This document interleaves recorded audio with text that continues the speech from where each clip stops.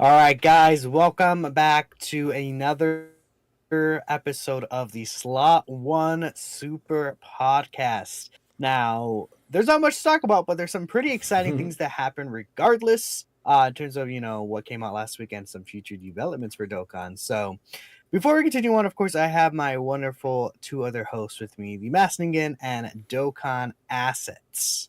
Yo, What's how's it up, going, gang? everyone? hope What's you're up, Yeah, boys? hope you're all good. and We're for chilling. sure. Hope everyone is doing good today. And, again, there are a couple of very nice, exciting things to talk about.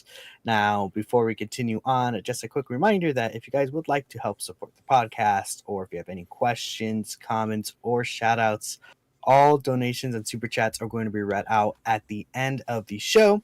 And we thank you all for your support and just watching, anyways. We are very appreciative of that. Not much really to say from there. So we could just hop right into our first topic, right? So Sorry. let's hop right into the content that came out last week. So last week we got the seemingly final stage for the Majin Buu Saga Red Zone. It seems like the Majin Buu Saga Red Zone is going to end at stage 4, which I don't think has happened before. We had red zones end at like stage 6, stage 7, 5, but never 4, right? Which is quite interesting to me. And the reason why it looks like it's going to be the last stage is because the missions indicate. Yeah. Well, how it works is when the last stage comes out, it asks you to clear all the stages, and then you get a reward for the mission. And that is one of the missions there. So it seems like until we get like some sort of boss rush variant of this, like we did with the movies Red Zone, we're not going to see an addition to the stage anytime soon. Now, at least on the stage itself, I know that there's a difference, especially with the missions between Global and JP. So I would like to ask Ningen, actually, what were your thoughts on the Kid Buu stage, and how tough do you think the boss is right now? Oh boy.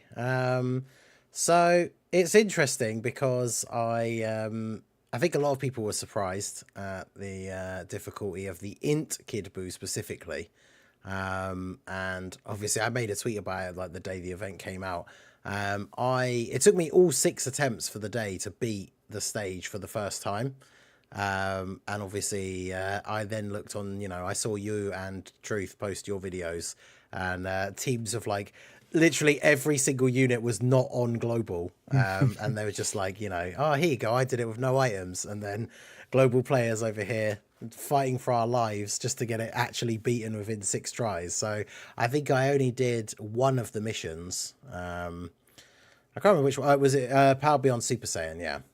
Because I mean that with the new Yeah. Goku and like having the Dragon Fist Goku and stuff like that on there was quite good. And then I had to do the Sworn Enemies one the next day.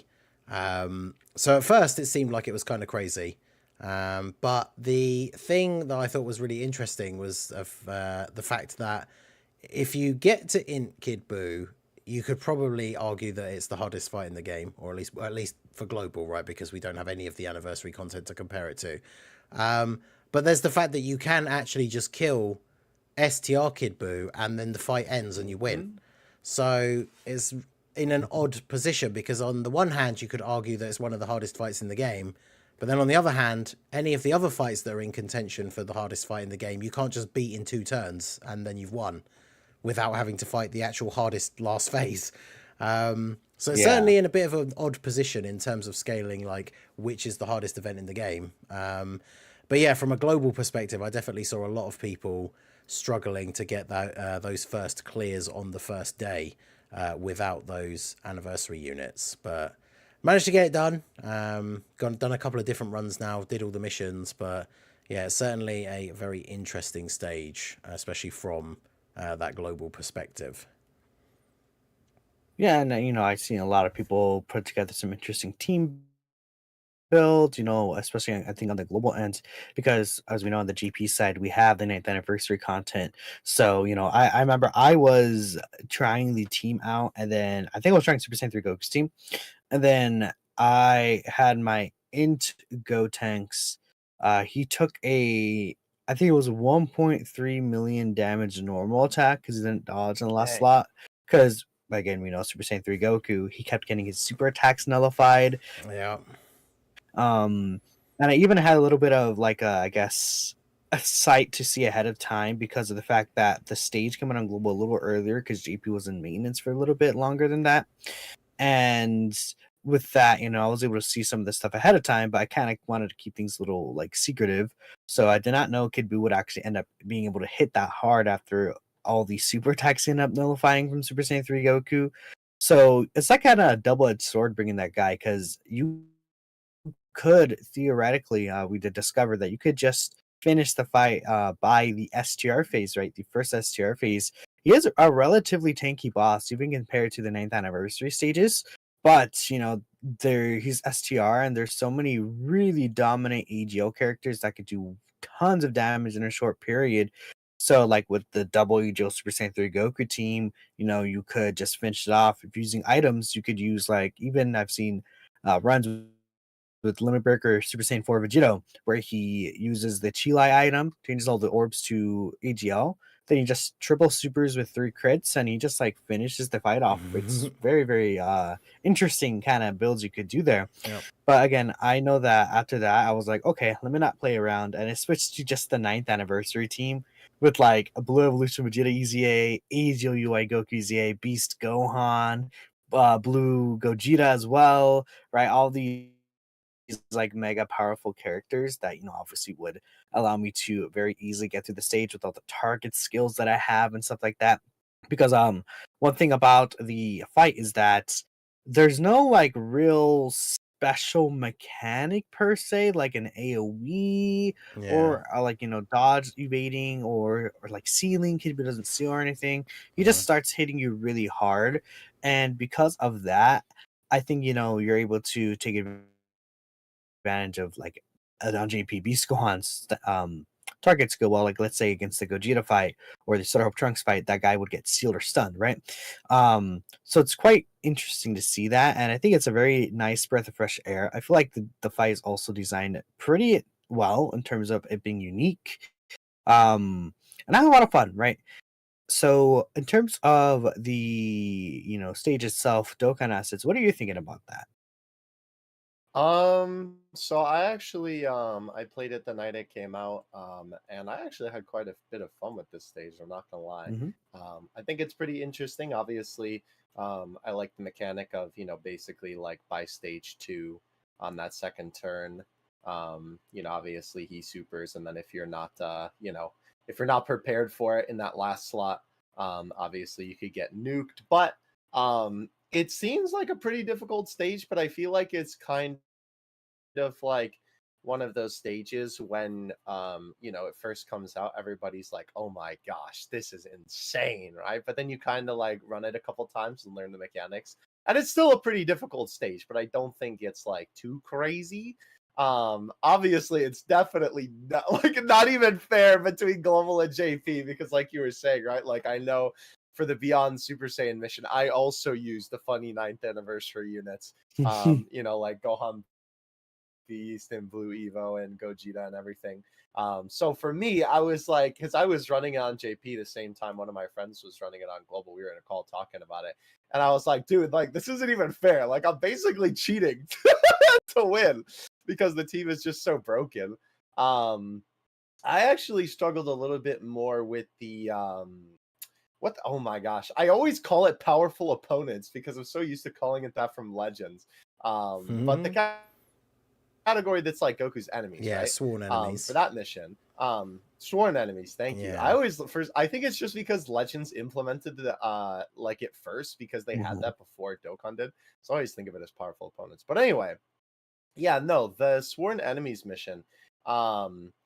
I kind of was like, it was always that there was just a couple units on there that were like the problematic ones for whenever I was running it, right? Where it was like, oh man, like this isn't too bad, but if this one unit could be a little bit better, then I think we'd be cooking. And so I was doing Majin Power for it because obviously now with all the Buu Saga units, we have a lot more options.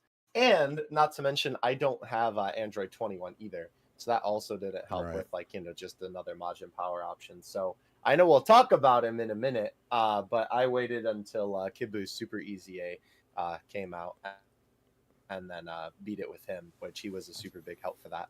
Yeah. But yeah, I think the stage overall is like not too bad. I think that the mechanics of it are pretty interesting. I think that that's really cool that you can, just like beat it in basically beat it in like one go, right? If you just beat the SCR stage first, because I think that that's pretty unique. Because I don't recall another stage like that exactly. I think there is one, but it's not coming to my mind right now. But I kind of like that mechanic. So then it allows, obviously, like we were talking about with the chi lai, Mhm. right, where you can just use the item and you can do some cheese, which Yeah, is I pretty wonder cool. if it's like a mistake even because of the fact Yeah, I that don't I know know. that the meta cooler core fight, right? You can't like Mm, nuke the first phase and Hmm. finish it off. yeah. Now it's like that fight is way more tough to I think even now that meta cooler core fight is way more tough to like kind of defeat than Hmm. even this fight if I'm not mistaken, even with the nuking items. Correct me if I'm wrong. I guess I could look at the event real quick, but Yeah. I don't know. It just feels kind of weird that you could just beat the event there. You know what I mean? Mm. I'm not gonna be complaining about it, and I'm sure many people found it like very helpful Oh that they yeah. could just nuke the first phase, right? But it's really interesting. I mean, we know that they did ban the nuke leaders themselves, so maybe that's one reason why they banned the actual nuke leaders because of the fact that they knew that this stage you could beat it in the first phase. And there's not really another reason why they would ban the nuke leaders unless you could like defeat the first phase. Yeah. So that's really interesting. But Yeah. yeah, I'm It taking a is. look here. That metacooler fight That's is the really weird part to me, right? Like, I agree. It's like, well, why would you let us use the item if we can't use the nuke lead? Because they accomplish like the same thing at the end of the day, obviously in a little I bit of a guess different it way. just So makes it easier, in a sense. Yeah. But I mean, actually, well, in a sense, you could also say that it makes it harder because you won't have a leader skill anyways. So like Kid Boo's normals are just true. gonna defeat you in slot one, right? I mean, Um, I just wonder, like, Depends who it genuinely is, I guess. sometimes if they just forget about this stuff.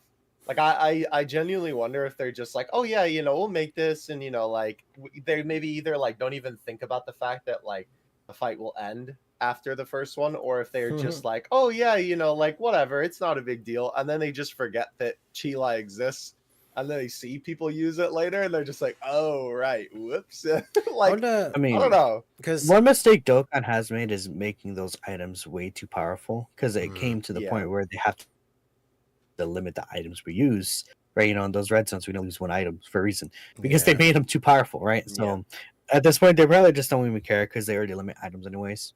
Because yeah, I mean, I tried it a couple of times in nuking strat, and I couldn't even win sometimes with Vegito because the orbs just didn't match up. There's rotations I have to worry about. There's more yeah. that goes into it as well. It's So it's definitely like it has to have like basically like the perfect setup, I feel good like, type of RNG thing. too. Yeah, right, yeah, exactly. You have to have good rotations. You have to have, obviously, like, since you're technically only changing two types of orbs, you also have to have like, a field of good orbs where it's not like all varied, because then you need a bunch, all clumped together and Like whatever. So five yeah. rainbow orbs. Yeah.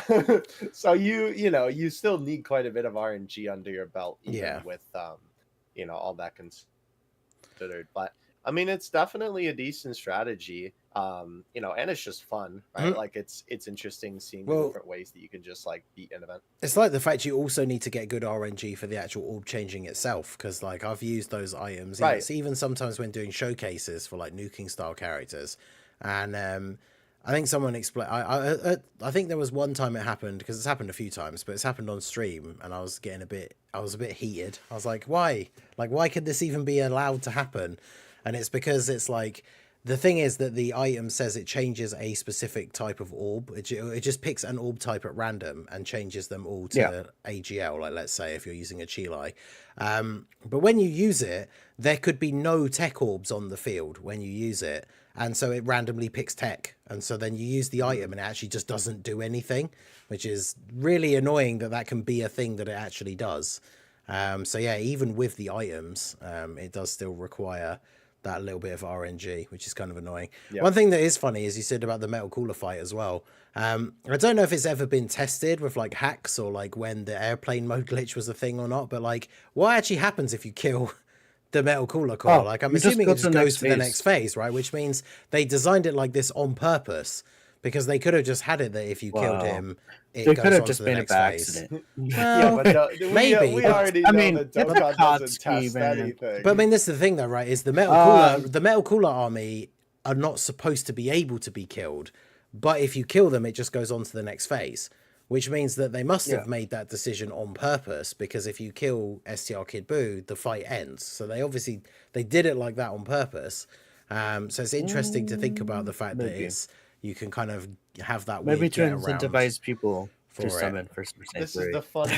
This is the funny company we're talking about, bro. We don't know what they actually. do well, what I mean is like, because if the Metal Cooler one, the Metal Cooler army isn't supposed to be able to be killed, but if you kill them, you go on to the next phase. So that would make you assume that then the default of the game is that it just goes on to the next phase, which means they would have had to have made that specific decision for Kid Buu that it doesn't do that, right?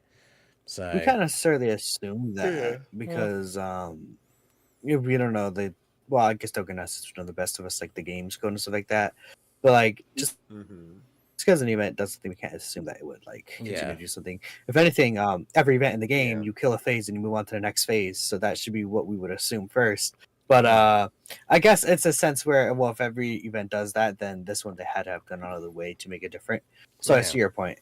So it's just an interesting thing to think about, because I think it's something we were saying before the podcast started, but it's interesting to think about, like Int Kid Buu can be such a tough boss. Like once he gets his attacks built up, he's just doing crazy damage. So you could argue that Int Kid Buu is one of the hardest bosses in the game, but then it's hard to then say, well, therefore Red Zone Kid Buu is the toughest boss event in the game, because you can just kill him in 2 turns and then you win. So it's I would. It's very I would strange. not say he's the hardest to fight. I would put him in the like highest ranking of fights. So like I would put him on par with Gogeta Blue, Beast Gohan, Turtle Trunks, Cell Max. Like those fights, I think he's up there with those guys. Just because there's multiple setups that cannot just one turn the first phase like Super Saiyan 3 Goku setup. Like it's like unless you're using items, especially right? without items. That's the thing, because we talked about in terms of like ranking. Because in terms of ranking events, we don't really consider items really like that. At least from our community standpoint, because we want to consider the characters how they do by themselves. Because it comes down to a thing where we like us creators, for example, like me and Ningen, right? At least for me, I'm not 100% sure for Ningen, like with tier list stuff like that. But like, I would rank characters and events based off of without items, because of the fact that which character has an easier time without items? They'd be better. And then if you use items with those characters, then you still would have an easier time, right? If that makes sense for a majority of the characters in the game, right? But it's interesting to see, because the only thing about this Kid Buu fight is, again, he doesn't really have any special gimmick like defense lowering or sealing or stunning. He has the attack. No, but I'm talking about like hurting. I'm talking about like in terms of like disrupting your units specifically. He just harder, right? That's true. Which is technically a new boss mechanic, but he doesn't do anything that besides the nullification. Oh god, that you could nullification. build a team to work around it. We got to talk about that, though. But the nullification could be annoying, because there have been a lot of characters recently that have been able to do physical unarmed type super attacks, right? For example, Ultimate Gohan, I think his active skill, funny enough, is a physical type. I know that it is. I don't think DBS Broly's like that, but I think one of the Blue Gogeta super attack is physical. The Beast Gohan's 18 key super attack is also Mhm. physical attack. I think that Broly pre-transform his 12 key is a physical one, and he does like 16 billion super attacks. Who else? Limit Like there's Breaker just a lot of. Vegeto's active skill is a unarmed attack as well. Oh yeah, So it's like right. that's the thing I was going to say with him. Obviously, he's one of the units that you can use if you get good RNG for like the nuking strategy.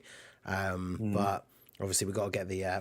We talked about Limit Breaker Vegito anyway, but always got to get the heroes mention in the episode. But this stage 4 has been the first one now so far that I've not been able to beat with the heroes team because.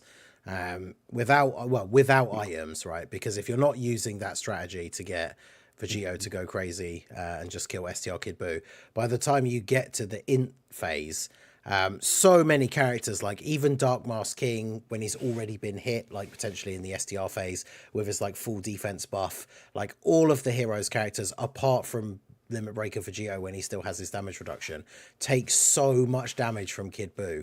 And there's barely any like units on that team that can survive his super attack, especially once he's been hit like a few times. So that stage 100%. is an absolute nightmare I know for the heroes team. the 6th anniversary, UI Goku and Blue Evolution Vegeta, their 12 keys are physical attacks.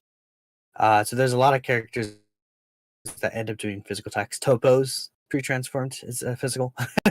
So I mean, there's many characters who have come out recently, again, Super Saiyan 3 Angel Goku, that all these like hard-hitting new Dokkan Fest or Easy Ace do have these physical attacks, and it's like, well, some of the hardest hitting units in the game Kid Buu take 0 damage from. So that could be a little annoying there, and then it just makes him start to hit harder.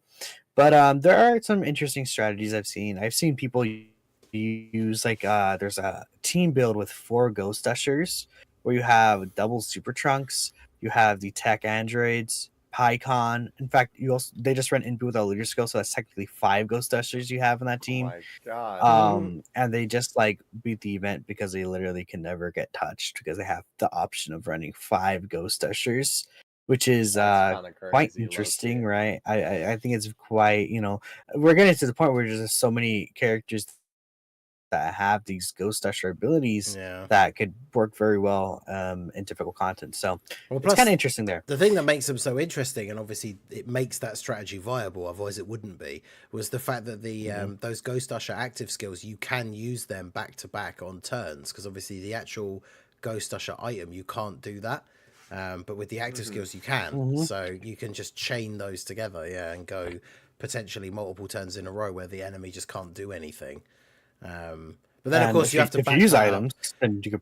Well, yeah, exactly. Do even more. But that's the thing. Yeah, you do have to be able to back it up with like you still have to kill him. So even if you have 5 turns where you do no damage, if you're running units like like PyCon's not going to be doing any damage or anything. But I think it's mostly Super Trunks. yeah, once Super Trunks comes out, he does a lot of damage. One thing I know, I thought I'm surprised you didn't bring it up since you're a card carrying hater. But can we talk about how much physical Rose got screwed over by this event? Oh yeah, he's got type advantage against Kid Buu, but his super attack is an unarmed super attack. So. I'm not a hater. I'm just a truther because of the fact that I think his design is so silly.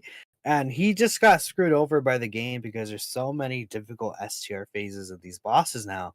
Now this fights particularly, this fight would have been really good for him actually. I want to admit it because of the fact that he has the guard for the STR phase, so it's not like he would take damage there. Yeah. But then the end phase, because he does physical super attacks, and then it's just the team super bosses. If you use Broly's domain, then he will buff Kid Buu.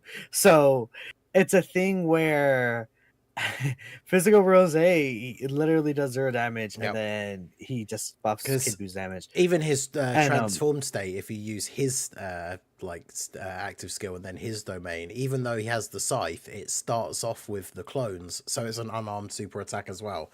So he can do some damage because obviously as he builds up by doing more attacks, he does do a lot of additional normals, and especially if they're critting, they can do some okay damage. But it's typical, like, as I tried him out on the event, assuming I completely forgot that once he transforms, that's still an unarmed super.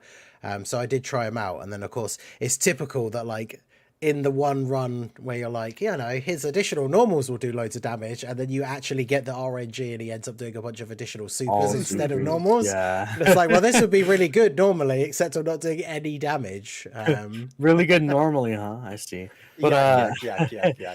what's it called? No, I look, I'm a physical Rose disliker. I wouldn't say I'm a hater because he's a silly little Disliker. guy. I think you could make him look, dress him up and make him look He pretty. can cook. He, you know, if you get the RNG, sure, but I've got multiple videos up now, funny. especially now with the Kid Buu support of him doing like, by the time he's finished doing all of his attacks, he's doing like a 20 million into a 23 million and stuff like that. So he's pretty good. Yeah, then Gogeta would hit him with the AoE and he dies. That sucks, you know. Oh no, the hardest hitting type Joke disadvantage boss kills him. Yeah.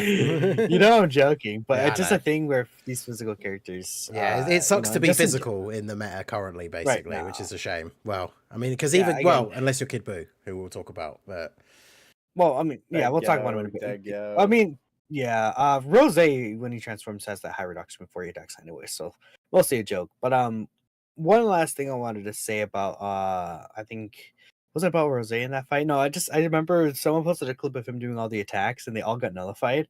And I was like, wow. I said it as a joke. I was like, wow, man, Rose, even with type advantage, Rose still sucks. And put a heartbreak emoji. oh, no, Then someone was like, they really screwed him over. That one event, like that one event when it's like, oh, the new hardest boss and he's in, time to bust out physical Rose. And then it's like, nope, he negates his super attacks. you know what's funny about Global is that's just another int boss, but in GP it's like, oh my god, an int boss, finally, it's been a bit. Yeah, for real. That's true. Because on Global, you guys are still like Fusions Zamasu, Omega kind of shenanigans. Yeah, true. So one last thing I wanted to say is someone responded to that tweet I made, and they're like, well, actually, Rose does a lot of damage in this turn if you look at the attack stats. And I was like, well, actually, he did 0 damage, so you know. Wait, look at the attack stats. What does that matter if the damage isn't actually doing anything? Yeah, exactly. I'm like, well, like, don't get me wrong, I'm a Rose defender, but yeah, you can't use that argument in an event where he actually just does 0 damage.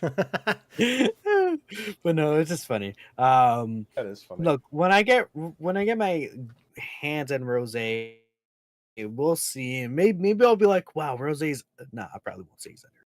I'll just say undervalued wow, in what certain a silly circumstances. guy, you know. It just it's per Rose. It's like, why would I transform with him when I get Broly? And yeah, that is. Well, it depends. I think it depends. It depends on the setup. Worst team build. It depends on the setup because Rose on Broly's team, his domain will buff Broly as well because it only buffs super bosses, so it won't buff a lot of the bosses that you're fighting. Whereas if you use Broly's, yeah, it but does you lose out on extreme, like one turning. So. Yeah, then Broly one turns the boss. Well, yeah, I know. I'm just saying there is so like you know. I mean, there's a difference there. It's just like I don't think the pros of saving 10% extra damage taken from some characters or some bosses, because not even all bosses are super class now, right? And compared to, let's say, Broly doing as much damage as when he transforms.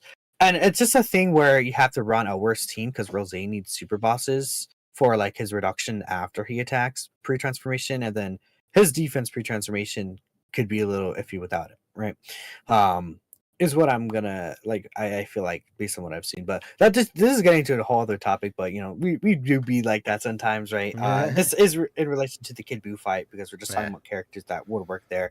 It does suck though. Like it should have been his scythe super attack should have been other or weapon because it's like a scythe. You know? I mean, that's the thing is it would the way they like do the super attacks now is obviously if he started by attacking with the scythe, then it would be. But obviously his transform thing starts with like the clones punching you, so obviously it counts as a unarmed because we have that now with characters who like punch first and then do a massive ki blast, and then it doesn't count. It's not a ki blast super. And yeah, so unfortunately he gets kind of screwed over in that respect because, like I say, when I took him in, I thought, oh, okay, well, when I transform, it'll be fine because then I've got the scythe, and it's like, nope. Sure. I mean, yeah, I don't know. I feel like a lot of the time, sometimes they're a little bit silly when it comes to those unarmed supers because sometimes I'm like, dude, I swear this should be, one super or the the other with how it gets executed, but Yeah, sometimes I it's understand. just silly. Yeah, I don't know. Oh, They're a little goofy gang. one but last thing it's I okay. want to bring up is a character that you could argue is the best character for this stage. On JP, of course, but it's the physical Blue Falcon Goku and Evolution Blue Vegeta. They absolutely demolished that base, right? Oh, yeah, I Because did use them I too. mean, Yeah. yeah, because we know what the super attack is. So you just don't put them in the first phase. So you don't put them there. They tank the normals, and they not only do just like so much damage. Especially when they get the rainbow orbs, the rainbow orb changing, their type advantage, and then they grade the lower attack of their 18 key, and they lower attack normally into 12 key. So like you could do 5 super attacks with them, and then lower their attack, Kid Buu's attack 5 times. So even though you're doing a lot of attacks, you're still also debuffing him, and you're just doing like 3 health bars or potentially. It's just kind of very nasty. Really good unit for that event. If you guys hadn't tried them out on GP and just haven't thought about them, I'm sure if you beat the event, you have that. But I just wanted to bring it up. And Power Beyond Super Saiyan character that would help for that mission. Like so, when he comes in the global version and you still haven't done that mission, he's a great easy character option you could use. So pretty good. But yeah, that is. There you go. I think that's all we need to really talk about for this event. So move on to the Oh, big. I guess the only other thing is it does kind of suck though that unfortunately in this case you were wrong about Oob. I wish you Oh were yeah. right because I wanted the Oob Oh stage. yeah, the Oop stage Yeah, was funny, true. but yeah, there's no Oop stage. Very sad. Yep.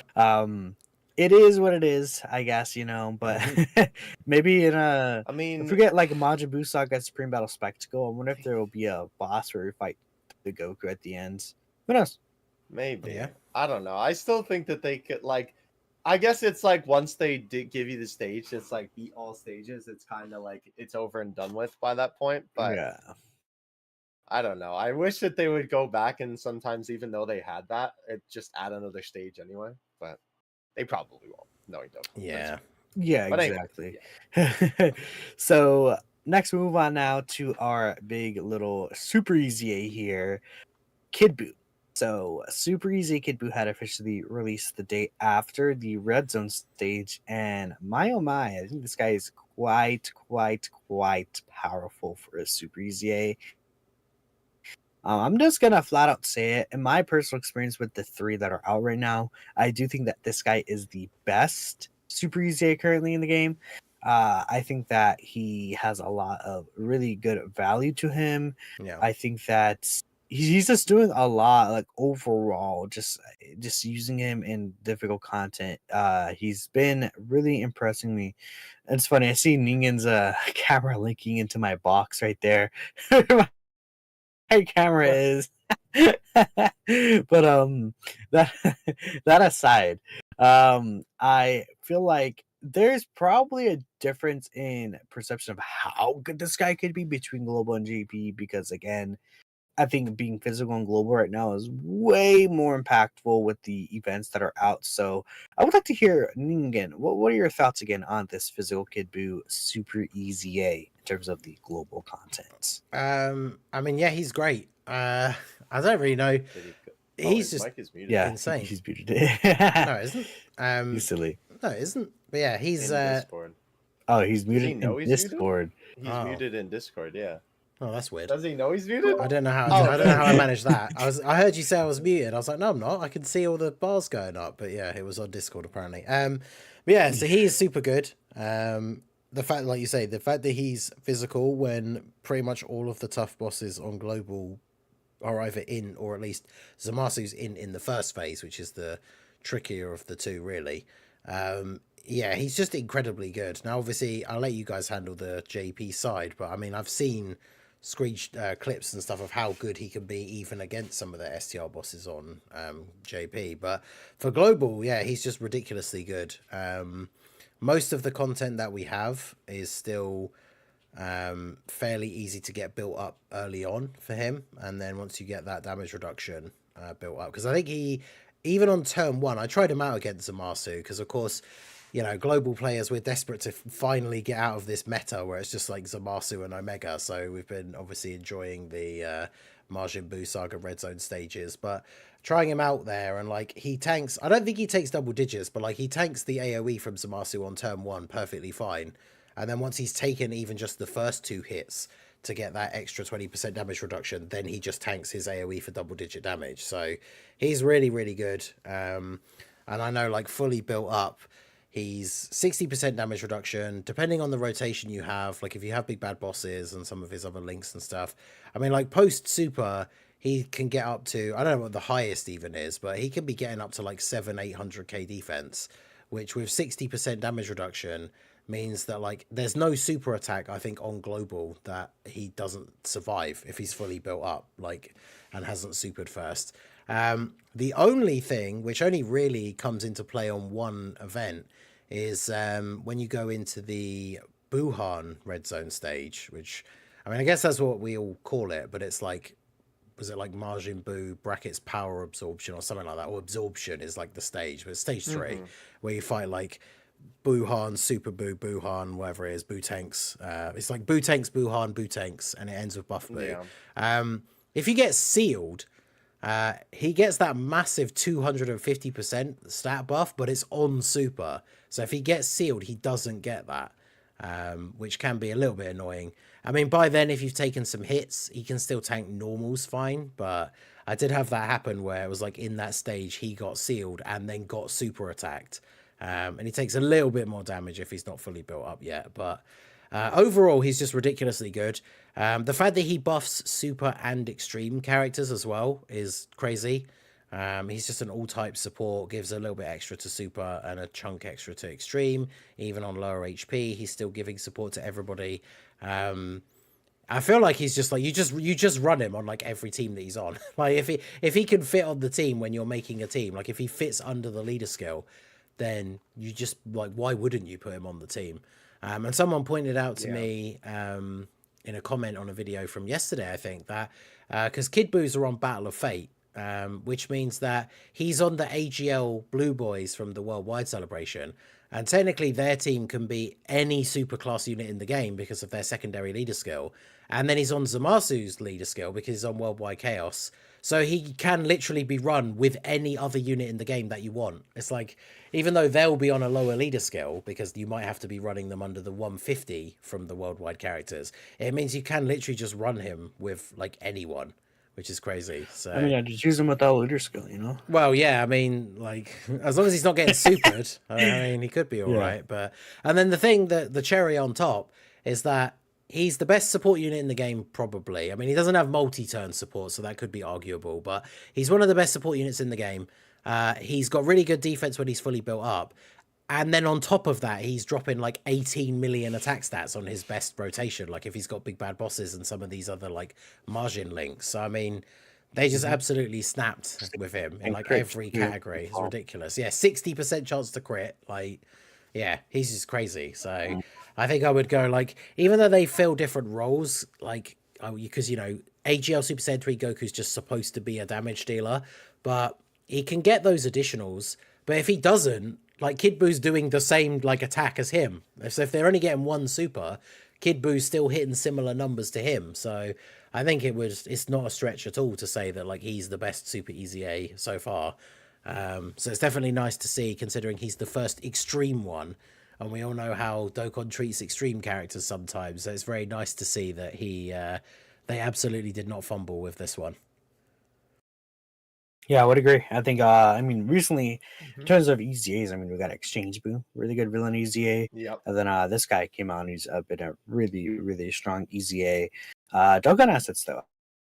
Have you been able to use physical Kid Buu? Yeah, I used him to actually beat that the stage for the red zone with the mission. He is just wild.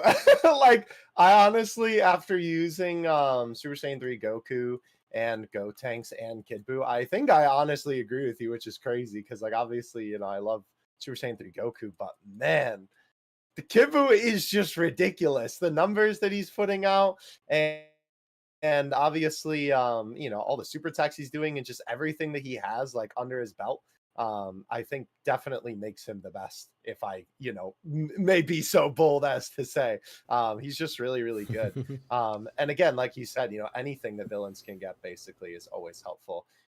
So I'm glad that, funny enough, when we were talking about this last week, I swear, we were mentioning that, like, yeah, it would be really cool if they could kind of, you know, let him basically like hold his own a little bit while also still, like being that support unit that we really want him to be.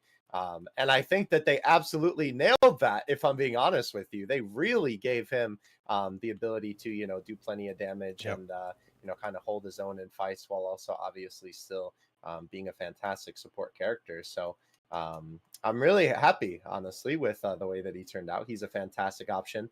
I think that he is definitely going to be basically like returning to form when it comes to like being that character that is just like, yeah, you could just kind of throw him on the team and cook with him, kind of like how he was back in the day. So um I'm really, really excited to keep using him, honestly, on more content, because I think he's definitely really, really good. So yeah, overall, very, very satisfied with the way that they did him. And yeah, I think that's pretty much it from me.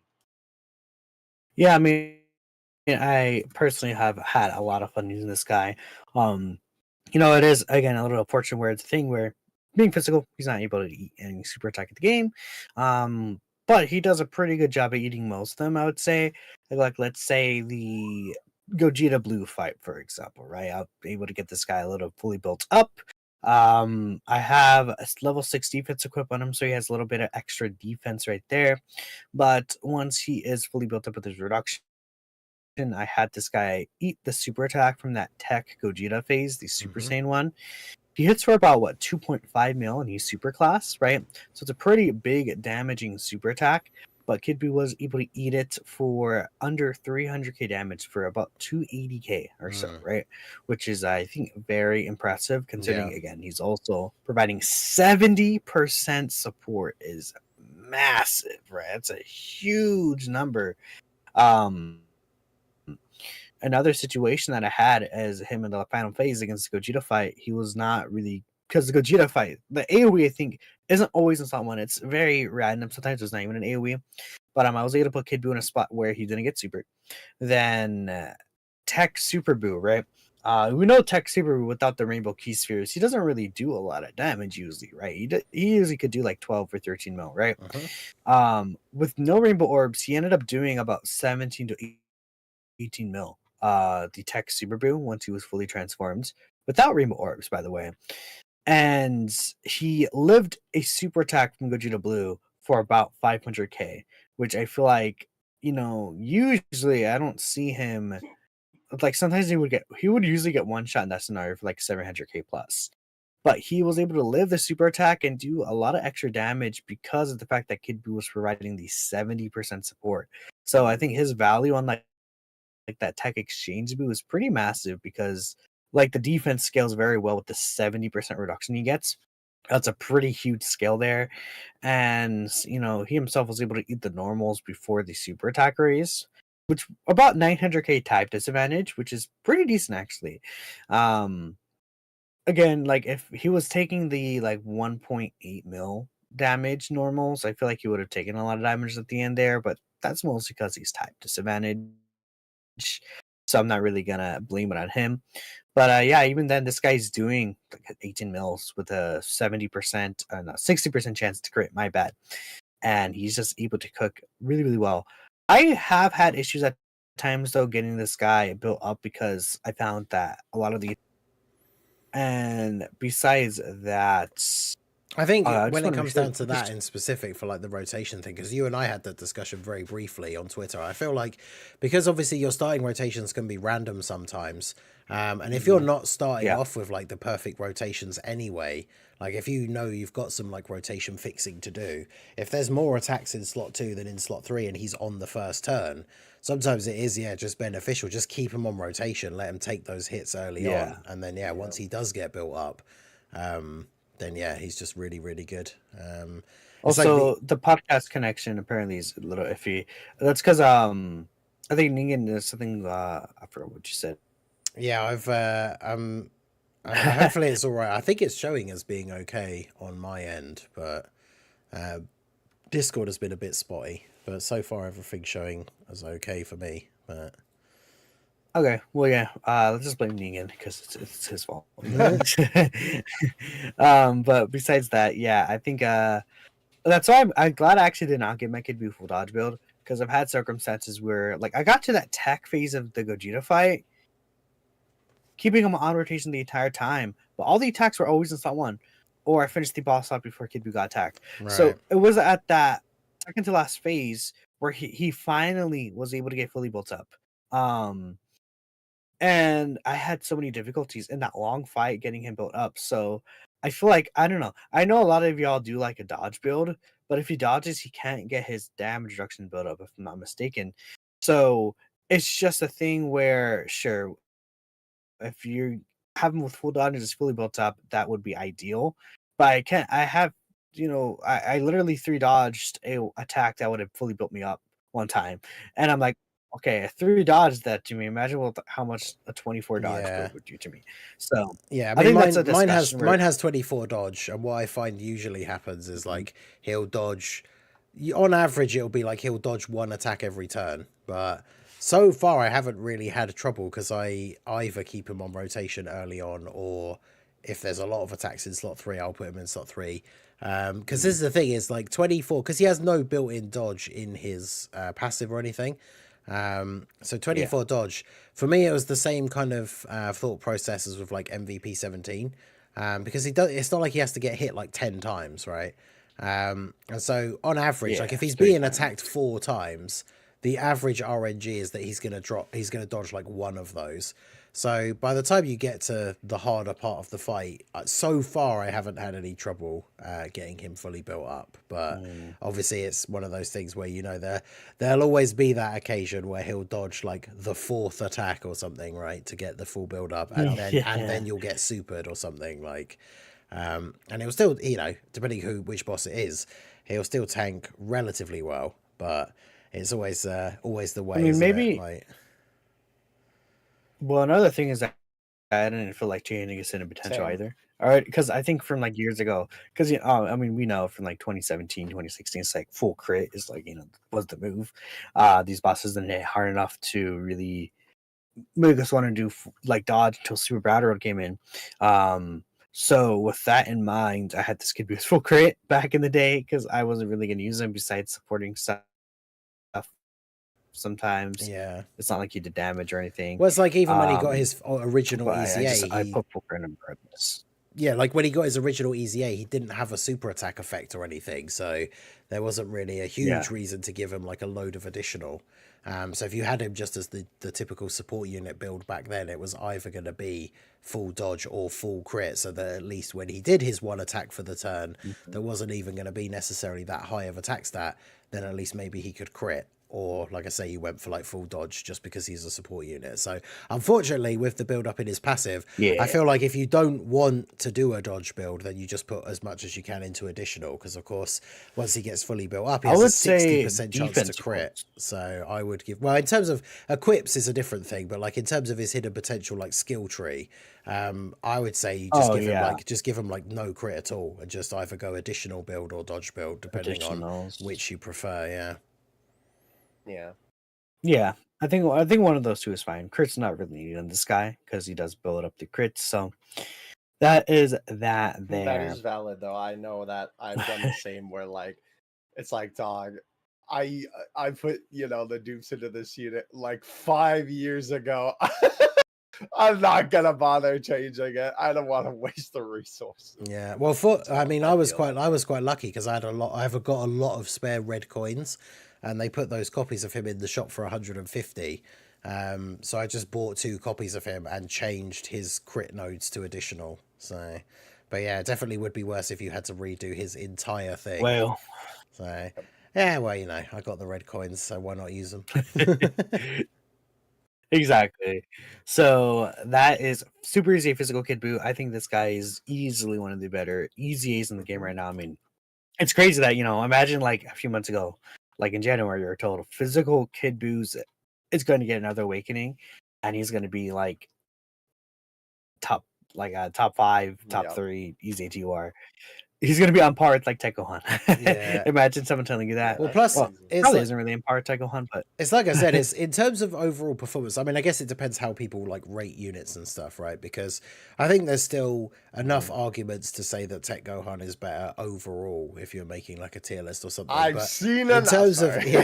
but in terms of like versatility, like compared to the Gohan, like yeah, literally you just throw this guy on any team, and it doesn't matter about his link partners. Like obviously, I'm not going to go as far. You could if you wanted to, I guess, but not going as far as to say like running him without a leader skill. But like Tech Gohan obviously is going to suffer, especially for things like Ki, if you just throw him on any team and he doesn't have good partners or like support or anything like that. Whereas yeah, Kid Buu, any team that he's on, you just throw him on. And like even like the super class version of the Buu Saga, like I tried him out on the team where I was using Super Saiyan 3 Angel Goku and with the STR Dragon Fist partner, and then the other rotation being the Tech Gohan and AGL LR Gohan. And like both of those rotations just go like they just go even more crazy when Kid Buu is in slot 3, like with the amount of support that he gives them as well.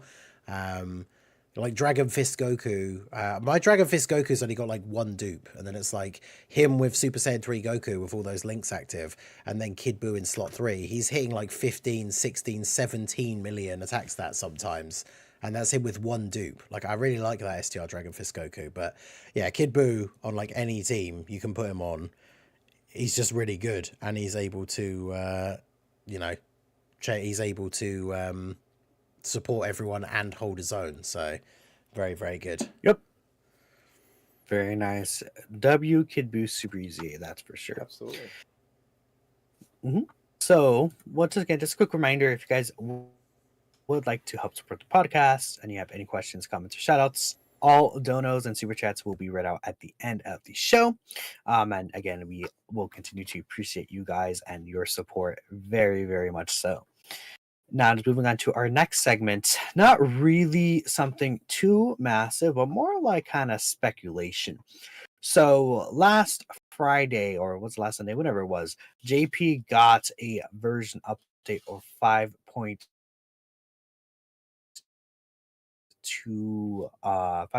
if I'm not mistaken, right? And essentially what that did is just little bug fixes, things like that.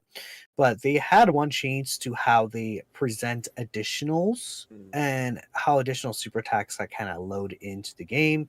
If you're not in JP, you want to have seen this because this is a JP only update for now. It is coming to global at the end of the week, if I'm not mistaken, or like on the 30th or something. And essentially, it just, I think it like adds like the cut in to when you do the additional supers or something like that. Or like I feel like it also loads faster, but like it looks different when you see the additional super attacks. So it's quite interesting. And the reason why they said that it looks like that is because they're adding a new feature to the battle screen, right? Essentially, like I'll read out the exact thing. In fact, Goresh literally tweeted it himself. So I'll read his translations because it's going to be the most accurate here.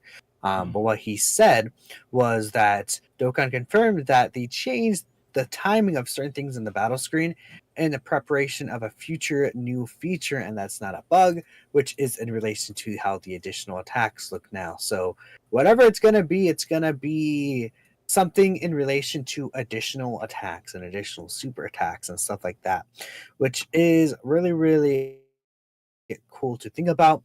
Now, in terms of global and what this pertains to, global right now, we are still waiting a producer's letter, and we're still going to be getting the version update on global as well. So there is this big old theory going around that, I mean, I thought about this for a while, and a lot of people have as well, but this kind of like pushes that theory of Tanabata being the next celebration on Global Dokkan.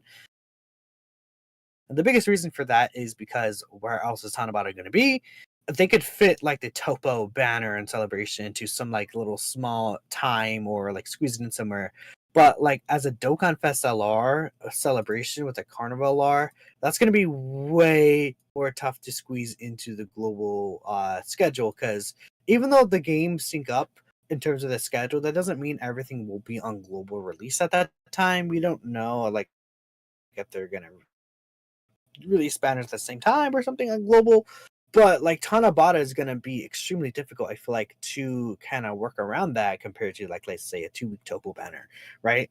So it makes a lot of sense if Tanabata is next. Now, I want to hear what you guys think. Dokkan Assets, what are you thinking about this situation where global may be getting Tanabata next? New mechanic coming to global. What would you like to see? Well, I think it is interesting if Tanabata would come to global because, like, I know that we already knew that this year was going to be kind of brutal for global, but holy cow, in terms of the global schedule, if that were to happen, it would be like disgusting for global players because it's basically been nothing but heat almost back to back to back. Between Golden Week, and obviously, basically just the celebration that was New Year's, and then this celebration, and then if it would be Tanabata, and then basically going right into anniversary. That would be a lot. I feel like it would be almost like a little bit too much for global players. However, we talked about this right when the sync was originally announced, that it will probably be a bit of a rough year on global to get to the sync, basically, right?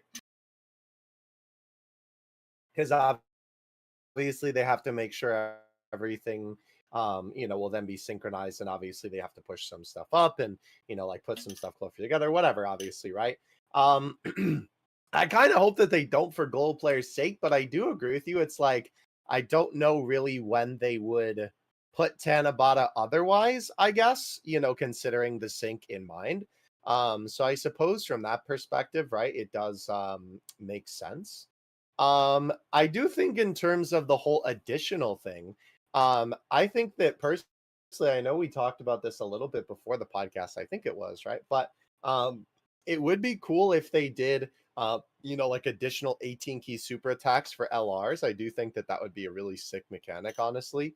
Because obviously that's something that, like, I don't know. I don't know if it's something that people have really thought about, but it's definitely something that I think, like, if it were presented, people would be like, "Oh yeah, that's super cool." I mean, I've wondered about it on occasion because obviously, when you're giving units, like when you're working on their potential system, you basically have to, take into account, okay, the 12 key super is what's going to be affected by the additional super attacks.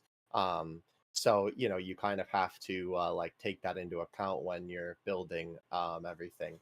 So I think that it is very interesting, that they decided to implement this. It's also kind of weird in the way that they did implement this thing because it's like right now it feels really out of place, to be honest with you. Like the way that the additional super attacks look, it kind of looks like that the game is just glitching, which, to be fair, before the game also just literally like froze when you were doing an additional super attack. So, additionals have never really Yeah, been, like had good presentation, I suppose, in terms of like, when they actually get used in the it's a little game. funny because when I was doing the video against the Kid Buu Red Zone, I was obviously the first thing I did after the maintenance went up, and I was like, "Oh, he got additional normal," and then it ended up being a super because it's like the additional super attacks used to take so long to load, Yep. and then now they load as fast as additional normals. But like in my brain chemistry, I'm used to seeing like the fast animation being for normals, and then end up being super attacks, and I'm like, oh, uh, okay, right. So it looks a little weird there, right? Yeah, it's because I it think has when you guys that. get the update, you'll see. It's because it has that thing. Yeah. The major difference that is what I guess why it like kind of tricks your brain a little bit is it's like you have that thing where it's like you see the actual battlefield like background, like the sky or whatever, and then the Yep. cut in Yeah. comes in. And normally when you Yeah. see that, that's because you're getting an additional normal attack. But it does that and then cuts into the super attack animation. So it kind of like it's not what you're used to seeing. And if you've been playing it for a long time, yeah, it's something that's definitely gonna like catch you out, right? The first few times you see it. So I know. I saw it and I was like, huh? So I mean, yeah, I think it's also weird because it's like I agree, it is definitely a main part of it is the fact that you see like the background of the stage. I think the other thing with it too a little bit is also the fact that it's like the cut in on top of the background and the game kind of freezes a little bit. So it's like triple trouble for your brain Yeah. basically Mhm. because you're like, Yeah, bro, this is like this is wrong.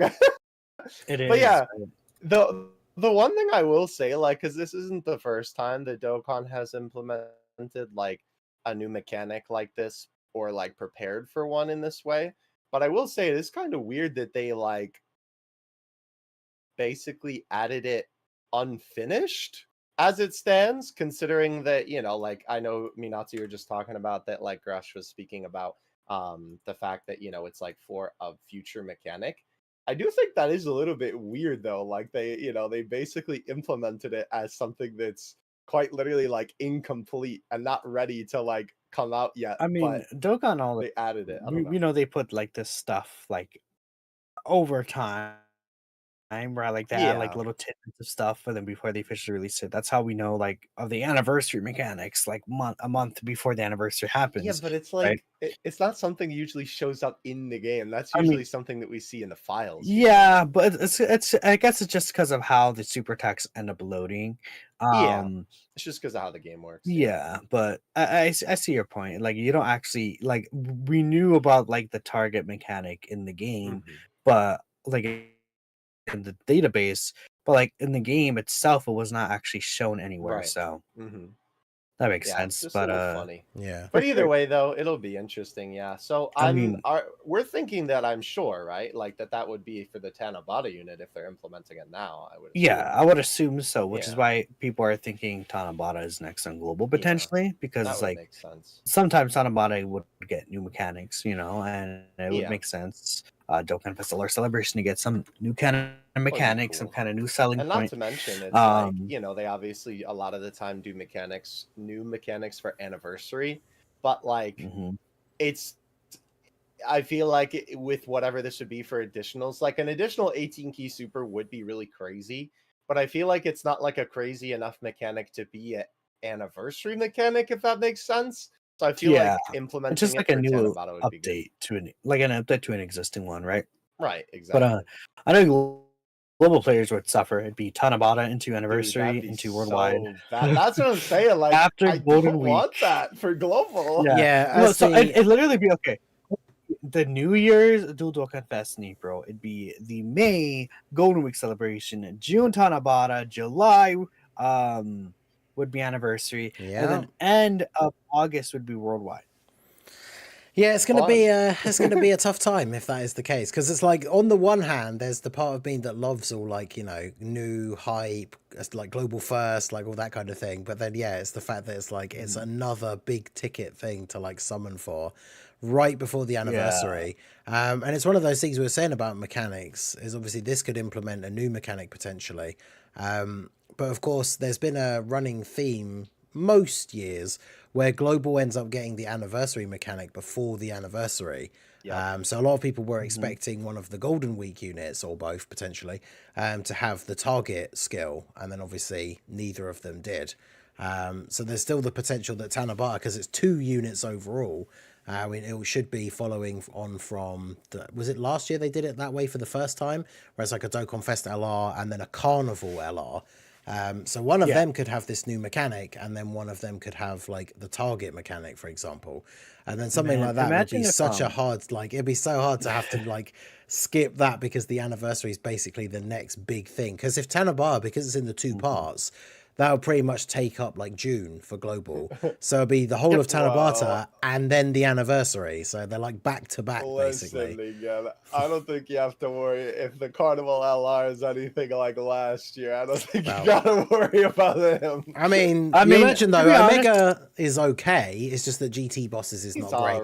Like, alright. imagine if they made a unit yeah, similar to Omega, but like the team was Super Saiyans or something instead of GT bosses. Then I yeah. guess, it yeah. wouldn't be quite I don't so know. bad. But I don't know. He's I a think character you Omega would don't be need. pretty bad in Super Saiyans, but we'll just well, see. you know what I mean. Like Yeah, built the unit built I the way know. he was, but because I think it'd be Yeah, interesting when Little we trolling. like a saying Super about Saiyan the Goku. additionals mechanic, because like obviously I don't know how it would be done in the game programming wise, but like it would be kind of interesting to see in terms of implementation, like a character dropping let's say it is the, Tanabata LR, it's coming early to global. He could have some kind of like, built-in additional in his passive, another additional if you get a certain amount of key or something like that. But then we see like, for the first time ever, like the last line of his passive or something is like, whenever this unit gets an additional super, it is an ultra super attack or something. Like, so he only does 18 key supers unless you only get 12 key. And then even then, if you could somehow only get like 12 to 17 key with him, he would do his 12 key super. But then if you got an additional, it would be the 18 key super. Like, that would be such an interesting mechanic, especially for like a big Dokkan Fest LR. Like, and again, I think that's something that people would be excited to summon for. So yeah, if that was coming out on global next, right before the anniversary, that would be it'd be fun. But man, people's anniversary funds would be in danger for sure. So You know what would be kind of funny now that I think about it, if that's how it worked, considering like the whole like unarmed super attack debacle that we have going on with Kimbu right now. It would be so funny if like you got the 18 key super attack and then you only did the 18 key, but you ended up screwing yourself over because it was like the wrong super that the boss blocked. And like, cause right now it's like, at least when it comes to those, if it's like different between the 12 key and the 18 key for like one being unarmed and one being key based, at least you can just be like, okay, well, the 18 key, it happened, but my boy's gonna cook with these 12 key additionals. But then if that's the mechanic, then you just screw yourself. So you'd have to like play the long game then of like making sure that you get the 12 key super attack, if that's even possible. I mean, I guess it'd just be depending on your team. If that was if the 18 key was the unarmed, you just have to not use them against Kid Buu, I guess, which would be unfortunate. But yeah, I think something like that could be fun. That'd be funny. That'd be kind of cool because I could envision that's how it would be, right? It would just be a line in the passive that says something like that, where additional supers become ultra supers, and then or it could be just a thing where it performs an additional ultra super attack in the passive. Obviously, it wouldn't really.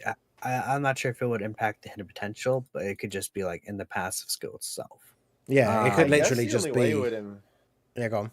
No, go ahead. Finish what you're going to say. I was going to say, like you said, it could be that one specific thing. So it could be like, has a high chance to launch an additional super, which would be a normal one. But then it says like, when key is 20, launches an additional ultra super attack, like specifically. Because then it's only one extra one. And if you're getting hidden potential ones and any other ones in the passive, those would be 12 keys as usual. But yeah, just have something in the passive for an additional ultra super would be cool. It would theoretically be an 18 key super attack and not a 24 key one, which is funny because of the fact usually if it's worded like that, it would go by the lowest key multiplier when you do additionals. Like let's say, LRs when they do the 12 key supers, they don't do 17 key, they do 12 key. Tech Super Sniper Go Tanks would do his 9 key super 8. So like that's just an example. So maybe they would specify to perform an additional 24 key super attack. It would be very nasty, right? Mm-hmm. Depending on the situation, but we'll see how things go. I think in terms of that hidden potential thing, like the only like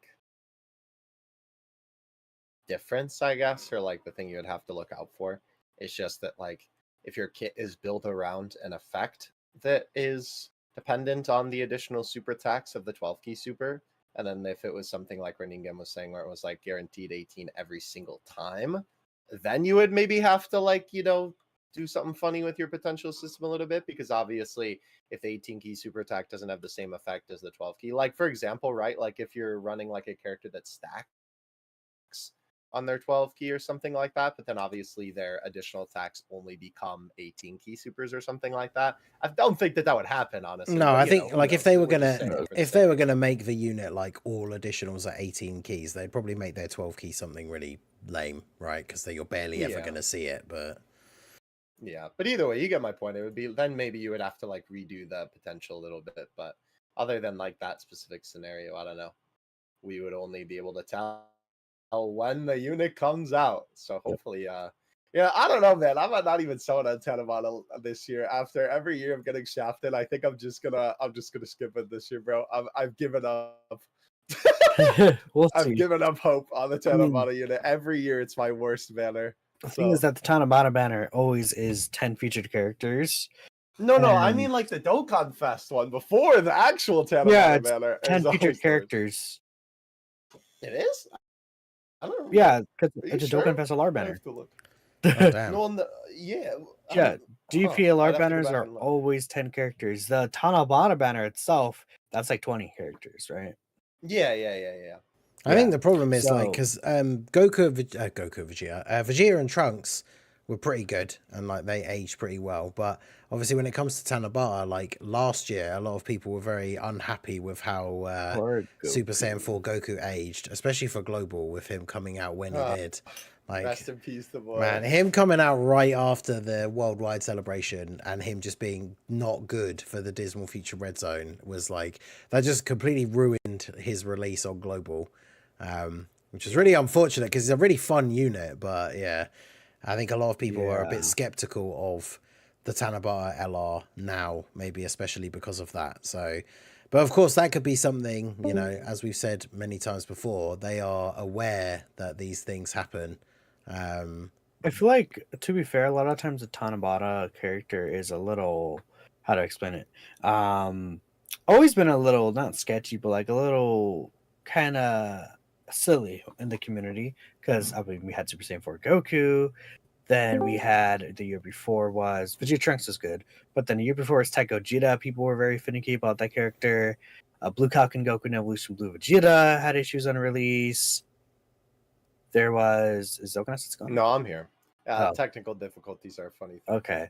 So I'll keep talking about, like, you know, Blue Cock and Goku and Evolution Vegeta had issues. Gohan and Goten had key issues. I think there's Full Power Super Saiyan 4 Goku. The tech one, he came on, he was actually pretty good. But like a lot of these like Tanabata characters had like some issue somewhere that the community had, or, you know, aged a little weirdly.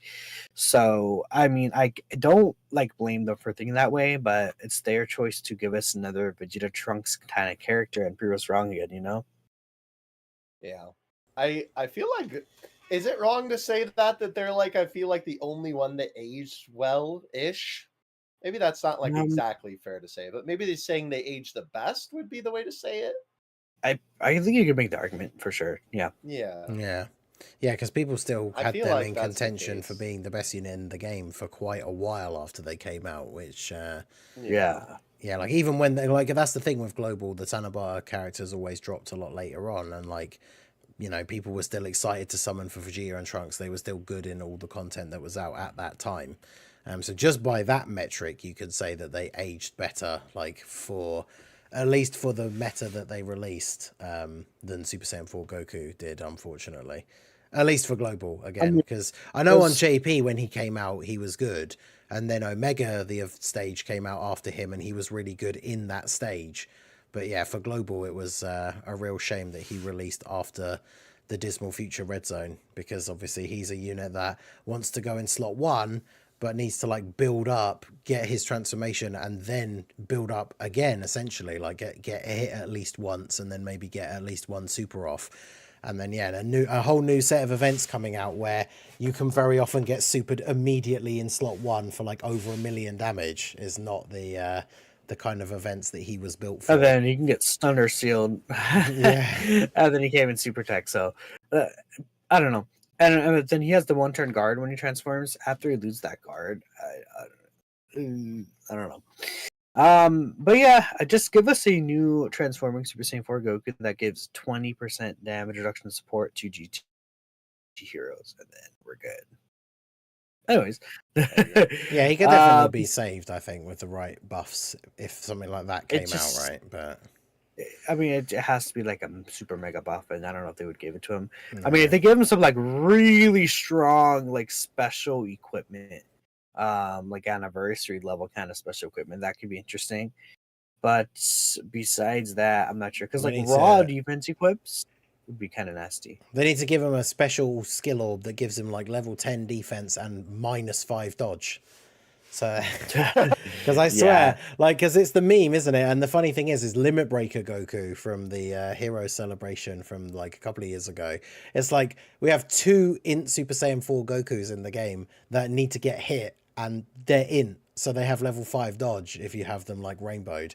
And it's just such a meme. The number of times, like, you know, your support units that rely on dodge, otherwise they get killed, will not dodge with like a level 30 dodge build or something. But you can guarantee that LR full power Super Saiyan 4 Goku, he's dodging at least one attack with that 5 dodge in every single run, basically. Yeah. I mean, I don't know. I feel like they should, that would honestly be like kind of cool if that was something that they implemented as a mechanic eventually, like in a more like, I don't know how they would do it. Like an equipment to make the dodge go down, honestly, isn't even that bad of an idea. But like something where you could like change the node of like their default node or something like that. I don't know. I doubt I that's don't know ever how going to that be a would work, thing, but I don't think so either. But that would be helpful for units like that where like their kit is detrimental to them. But yeah, maybe the equipment would honestly be more likely for that sort of thing. I think that could be really interesting. But either way, though, yeah. Rest in peace, the boy. Please make a better unit than Super Goku. Thank you, Dokkan. Yeah. we'll see. We'll see what happens. But I maybe could- it'll be maybe next week's episode. We'll have the details. Hopefully. I was just gonna say I could see them doing that as a sneaky kind of, because obviously if they are gonna drop it as a global first, technically, if it's coming out next for global, you know, they probably are very much aware that a lot of people's plan is just to save for the anniversary, which is why we keep seeing, like, you know, Vegeta for Saiyan Day was super good, so it's like a really tempting banner to summon on. Super Saiyan 3 Goku and Buu are really good, so it's a really tempting banner to summon on. Like, if Tanabata is going to be next for global and it's before the anniversary, I could see them making the unit really, really good, because then it's another banner to tempt you to summon on before the anniversary. So, And one thing is that again, Global got Goku like obviously later than JP did when it just they didn't release the Omega event with him. Like I think it was just a very mishandled release in Global. Well, this year Global it would be like all together, and you know maybe there'd be a special stage that's really difficult released with him, and he would look better because of that. yeah. And you know he's going to be released earlier on Global compared to later, so he's going to look arguably better, that character, right? We'll see. So beyond that, there is no other topics because there's not much else to talk about in this little bit of dry week of Dokkan. But next week we're waiting for the Tanabata potential announcement for Global and a producer's letter. There's going to be a Q&A as well in that producer's letter, which will be interesting. Next week will be the release of the next Dokkan Fest and GP and Global regardless. When Global, go I ahead. was gonna say, when are we expecting that producer letter? Do you know? Off the top of your head? We don't know. We've been waiting for it all month. I think, I mean, probably, I don't know. yeah, the problem is with the main reason why we don't know what's going on, and it's obviously leading people to speculate even more that something special is happening this year for a change, is because I think for the last couple of years, this is the latest that we've gotten without having had a producer letter yet to say like what's coming next. Which again, And we know there's one coming because they announced it. Yeah, so again, that's making people, that's just adding fuel to that fire, right, for the Tanabata theory, or even just anything else, that it's going to be something different or something special, because normally we've had a producer letter by now. And I think last year's one, wasn't it? It just pretty much confirmed that, who was it that was it the Hellfighter? No, it was the Fusing 17s or something were like the Dokkan Fest that came out for, just before the anniversary for Global last year. I don't recall. Yeah, I think it was, because it's always the first Dokkan Fest after the anniversary comes out. Before, then just it was before the the anniversary. 17s. So it was them and then Super Buu. I think the producer layer just confirmed like the 17s or something, I think. Yeah, you're right. I did remember that. So it would we'll be, see. we'd be Imagine if they expecting... Yeah, like if it was just going by last year's and the year before and all that kind of schedule, it would just be, we would be assuming that we'd have gotten a producer letter by now that confirmed that Frieza was coming out. But yeah, we've got nothing so far. So yeah, who knows? And of course, the big thing as well is the, we haven't really touched on that, I guess, which is the kind of the minor little topic at the end here, is the next World Tournament on Global. Because if we've been going by the schedule, because they've been trying to catch up, right? We've had the last two world tournaments were only a month apart. They pretty much happened within like 28 days of each other. And if the schedule had stayed the same, we'd be having a world tournament right now.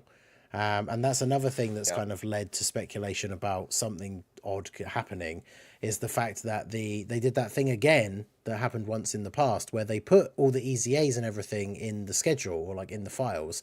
But instead of saying like, oh, you know, the world tournament's like next week, because this is when the EZAs come out, they're scheduled for like a year from now, which I think is What do you something they mean? did. That's when they're coming out. Yeah, no world 'Cause tournament for a year. Yeah, I can hear Global- people exactly. celebrating if that was actually true, but Global is so silly because they have to do a maintenance for real tournament for some reason. yeah. But I think it was an issue that happened before where, because the way I understand it, right, is that JP gets the version updates and then Global essentially just like copies the version update. And then something happened last time, which I think was to do with like Piccolo Jr.'s active skill or something, made the game crash. So they postponed the world tournament, and that's why we had the thing in the files saying that the units weren't coming out for like a year. And then Global got another minor patch, and then we got the world tournament after that. And this seems to be like a very similar case because that update for JP is 5.20.0, but Global is getting maintenance next week to go to 5.20.1, which means it's basically the update that JP got, but with like a minor patch added in. And so because we've got those world tournament units in the files, but supposedly scheduled to come out like a year from now, it seems like it's kind of the same thing again, right? Where like this new update that JP just got would have essentially broke the game or just broke the world tournament potentially for Global. So they had to do an extra little update. So I reckon that what will happen is we have that maintenance next week and it's on Thursday. And then probably we'll have a world tournament like start the next day, which will be next Friday. So potentially this time next week when we're doing the podcast episode, I'll be grinding the world tournament, but we will see. We'll see what happens for sure. And yeah, on GP, there will be a new Dokkan Fest next week as well, so that's gonna be pretty sick. We don't know what's gonna be. I assume it's just gonna be some random like Dokkan Fest.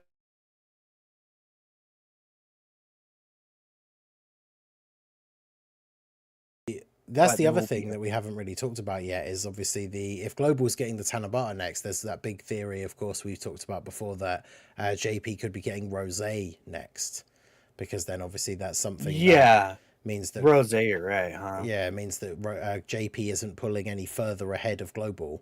And then of course when Global moves into the anniversary, then you guys will be having the Tanabata. So it means that there's not really been any further steps ahead of Global like in that time. So there will technically still be a part 2 LR, but then Global will also get like the Tanabata stuff in general. It'll be weird because I mean, there's my theory where Rosé's banner is kind of, how to explain it. Rosé's banner is structured like it's a part 2 LR banner, if you get what I mean.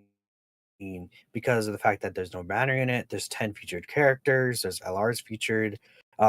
It's like structured like a yellow coin LR banner. So like I wonder if like we get a Dokkan Fest Zamasu, and then part 2 is like Dokkan Fest Rosé instead of another yellow coin LR. Who knows? We'll see. Maybe the banner will be different on GP. I can't really say because 21 has to still return. So we'll see what happens. Apparently my video is delayed or something. Okay, what else? I was gonna turn off and turn on my camera, but as long as it's okay. But regardless, we'll see everything next week. Now, from there, we do have our favorite segment, everyone's favorite segment, the Trash Takes segment of the podcast. So I did go ahead and pick this one, of course. And this one is a little interesting. There's kind of like 2 of them in there. But once it's up on the screen, I'll go ahead and read it out right here. Just let me know, Ningen, because I'm actually looking at it on the side right there. Yeah, it's up now. Okay, cool. So the takes right here. I guess again it's technically 2 trash takes, but 6th anniversary 2021 was better than the 8th anniversary 2022. If you compare the 2 years, 2021 is way better than 2023. All right, wait. Let me just get it straight. So we're talking about Blue Evo and MUI, and then We're talking about the entire year. So Oh, 2021. all of it is what they're Yeah. talking about. 2021 Dokkan was better than 2023 Dokkan. No, Says that the units. no, it says anniversary specifically. It says the 6th anniversary, which was in 6th No, 2021. no. You have look. It If says you 6th compare anniversary the 2 2021. years, Yeah, they're talking about the 2021 is way anniversary better than- specifically. No, because look, it says I units. see. Honestly, unit- I think this could be either way. I think this could. I think that the way that this is worded, I think both of you are correct. Let me I don't finish know. reading for the extra context. You guys are jumping ahead of the guy. I have the extra context here. Oh, Okay. why did you say that in the first place? Because you guys just jumped ahead. You didn't let me finish talking. Okay. We're Dragon Ball fans. We can't read anyway. Units, kits, and events are more fun. Sorry to say this, but the GT and Vegeta event, right? The legendary Goku GT event and the Vegeta event and the God event, all that came out during the events of 2021, were more fun than Omega and Zamasu events that came out in 2023. He says that what I mean is that by more fun is that in 2021, the conditions for passive skill and active skills on characters aren't bad like the 2023 characters. So Elfcon here is unsatisfied with the overall releases of 2023 and their different events that came out in 2023, such as Omega and Zamasu, compared to 2021, where they feel that the units, kits, and events in 2021 were way more fun with the legendary Goku event, GT, the legendary Vegeta event, the God event, and the unit choices themselves. And I know a lot of people have issues with the 2023 year, the 8th anniversary year. So that is this person's take here. Now, what do y'all think? Ningen, what is your thought on this take right here? Man, I don't know. It's now you mate. I'm having to try and remember like 3 years ago. That's it's tough, but I know a lot of people overall weren't super happy with last year, because it was very hit or miss, right? Like a lot of the units that we would consider the filler Dokkan Fest, like a lot of them just weren't very good, or just had no real. Like even if they were kind of okay or like kind of fun when they came out, like an example for me is like Physical Teles. Like when he first came out, I was like, this guy seems kind of cool. Like he could be kind of fun, but like he just didn't age like well at all. Unfortunately, that's the case with a lot of these extreme characters, right? Where they just don't get enough support.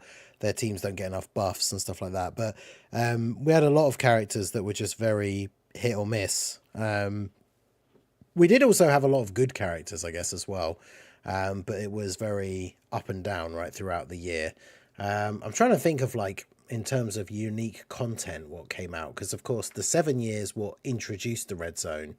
And then, obviously, the 9 year brought in all of the stuff with, like, the battle spectacle and all the versus superclass enemies and stuff like that. I'm trying to think if the 8 year really had anything outside of, like... I guess it was the Shadow Dragons event, but we didn't get Omega until a lot later. And then the actual anniversary special battle, which was okay, but even the final stages like weren't particularly difficult. The only thing I'm trying to think about is like, what was the content in 2021 like overall? Because I mean, the God event was all right. Obviously, this is one of those things. The God event, actually. It's one of those things it's hard to look back on as well for Global, because it's one of the things we joke about all the time, right? Where Global gets all this new stuff from same time celebrations that JP didn't have when we get to the anniversary. So if you pulled 2021 was the first year where Golden Week was on both versions at the same time. And if you pulled the GT Goku and the GT Vegeta, so you could run like a GT Heroes team, that team absolutely destroyed the God event. So as a global player, like that event wasn't really particularly difficult at all with that team, right? So I'm trying to remember what was the worldwide in 2021? Was that the Buu Saga one? Or was that... No, it was the year Frieza and after. Goku? It was Frieza Goku. Okay, so I mean, yeah, the worldwide I thought was really good. I really liked Goku and Frieza, and then of course I guess the worldwide for 2023 was also hit and miss for some people, right? Because a lot of people don't like the Blue Boys with their conditions or how they think they've aged. A lot of people got super disappointed because they built themselves up for having Rose as one of the Part 2 LRs, and then that didn't happen. So I mean, there's a lot of comparisons that can be made between the 2 years. I guess it's hard to remember exactly everything that happened in 2021.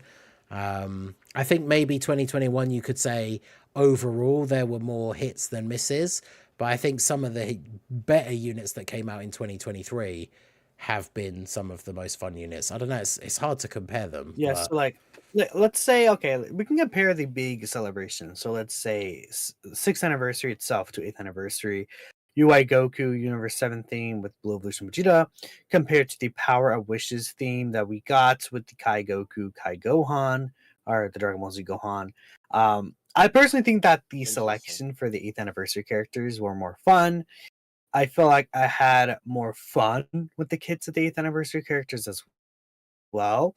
So, like for me, like in terms of the anniversary, I would say it takes cake. Let's say Golden Week was the GT Duo versus 23rd World Tournament. I prefer the 23rd World Tournaments. It depends on your own take. Tanabata was Tech Gogeta versus who came out 2023. Oh, it was literally Goku, right? Yeah, so I would actually Yeah. prefer Tech Gogeta there. Um, so like again, we would have to go down the line like that. Goku and Frieza, I prefer 2023 worldwide, or no, sorry, 2021 worldwide with Goku Frieza. So like it's kind of like evenly split. I feel like I would give the edge personally. I might even say 2023. And the reason why is because I feel like there's a lot more variation in the character choices. A lot of the characters, I think, while some of them may not have ended up being the best. I think that I personally enjoyed the content of the 2023 year more than even the 2021 year themselves. And I think overall the character choices and the events that are outweighed the potential issues with the kits that happen more often in 2023 than in 2021, right? Because again, if we consider 2021, there was attack androids, Super Saiyan 3 Goku and Kid Buu. Who else came out in November? AGL Trunks kind of having issues, to be fair, but this S-tier Super Vegeta kind of also had issues. Actually, he was good for a while though. So I think I actually would say I prefer the 8th anniversary overall.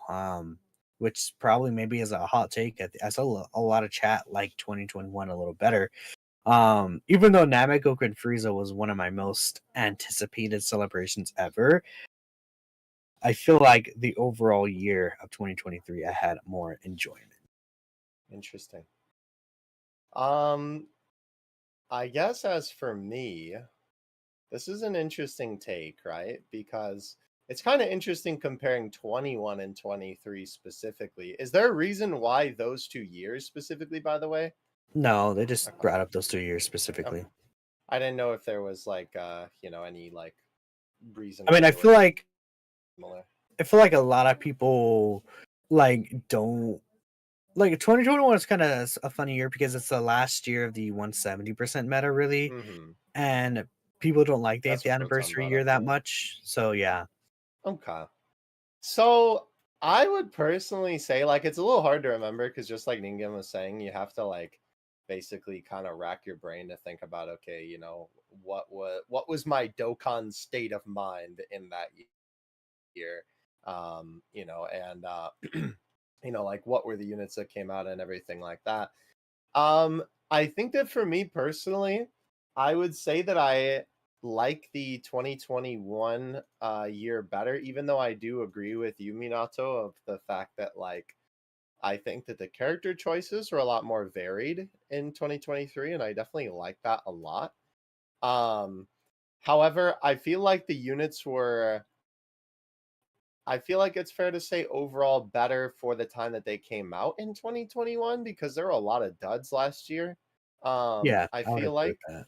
and not to mention, I know, of course, I got to bring it up because I'm the funny PNG man. I feel like also the animations that were released in 2021, obviously, you have to keep in mind, like the time that they came out, of course, right? Because it's not fair to like judge them between now and then. But for the time that they came out, I feel like they were a lot more consistently better in 2021. Where in 2023 there were a lot of examples of things where I was like, man, these are not it. And I felt like there was a lot more of that being like the frequent case in 2021. Whereas, like if I were to look back at the characters that came out during the 2021 time period, I feel like that would not be the case as much.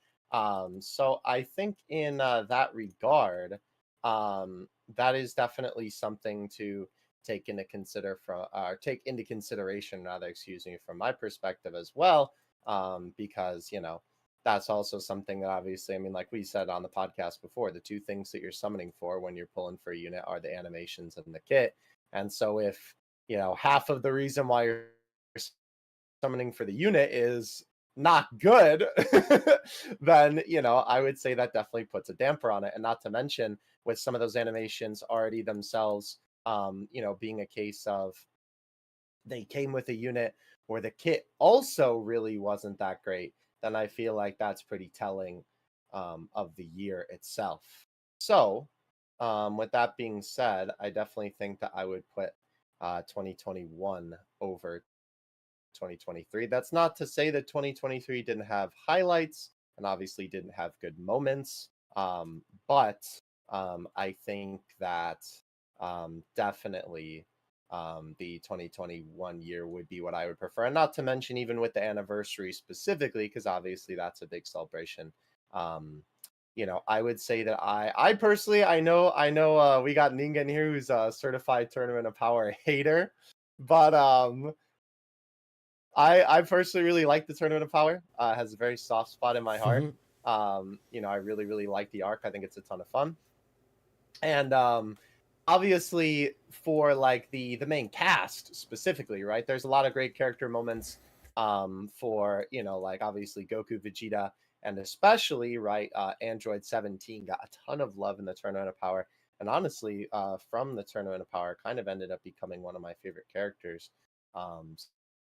So, with that being said, I think that I personally enjoyed the unit picks of the anniversary more, just because it was like I like the GT boys and Kai Goku now, sort of like in retrospective after using them quite a bit, but that's more so their kit than the overall package. I think from what everything was presented, the events, and not just like the difficult content, but also like even the like the other events that they implemented. I think that the 2021 anniversary would have definitely been my preference. And not to mention, I know their EZA kind of fell off, so I hope that they do get a Super EZA. But Go Frieza is one of my favorite units in like Dokkan history. And obviously they got an EZA in that celebration as well. That's pretty cool. So, yeah, they are the GOAT. For sure. So yeah, I think for me, my vote is on 2021. So I guess this is a W take in that case. Well, I mean, yeah, that's fair. I had to look it up just to double check who the headliner was for 2021. But you got to remember, when it comes to heroes, 2021 was God Trunks, who was fairly universally disliked. Here's the thing. And 2023 was Limit Breaker Super Saiyan 4 Vegito. So, listen, I mean, 2023's got it for disliked. Heroes. I don't care about I feel like that. people softened up on God Trunks when they saw 2022 heroes. Yeah. Bro, here's the thing. Here's the thing about that though. I remember I said that year, and especially when we were going back and looking at the heroes units of the past, comparing it with the banner of the Limit Breaker Super Saiyan 4 Vegito, right? I talked about how like I really felt like that the God Trunks banner was a banner that was like, I don't know if this was intentional or not, but it's like the way that I would put it, that I think it was a banner that was made for Heroes fans, where if you're a fan of like the Heroes lore and the Heroes story and the characters and stuff like that, you would enjoy that banner quite a bit from the characters that were presented. But if you aren't as deep in the Heroes rabbit hole as we are, and you're somebody who just kind of is like from the outside looking in and is like, yeah, I just like the funny transformations that are pretty cool, then and obviously for the Heroes fans, the banner last year was definitely better, right? I mean, if you're a Heroes fan, obviously you like the funny transformations too. But I think in terms of that, right, for the general audience, I think that last year's banner was definitely better. But if you're a Heroes diehard, I think that you probably enjoyed the God Trunks banner. I'm not saying more than the Limit Breaker banner, but I'm just saying more than the average There's also person.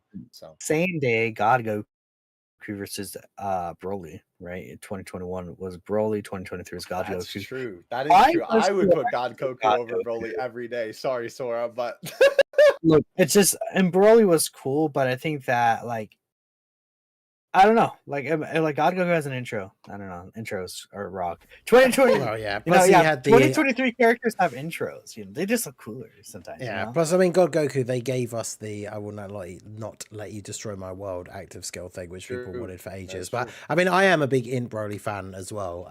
I can't wait for him to get his EZA. But He's gonna be crazy. yeah. But what's the poll looking like in terms of the chat?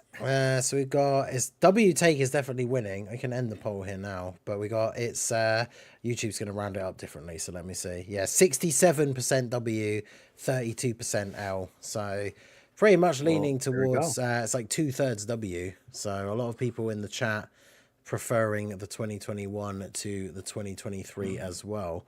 One thing we will say, That's of fair. course, is that like, you know, we don't know what the future of Heroes holds. We talked about this last episode. But like, if we do get a Hero Celebration this year and it follows the same format that we're expecting, like those units from that God Trunks banner, a lot of them are getting their EZAs this year. So like God Trunks, Mechikabra, Int Pan, like some of those EZAs have the potential to be really good, considering even in like, you know, the Limit Breaker year previous with Goku and Vegeta, which a lot of people didn't like the EZAs for heroes are usually really good. So like for me personally, as much as I'm hoping that they do God Trunks justice, but like the Mechikabra one is probably the one I'm looking forward to the most. Because he's on some of these extreme teams. He's on Texamasu's 200% lead. He has the potential to be really, really good. But of course, we don't yet know whether we're even going to get one. But it'll be interesting to see.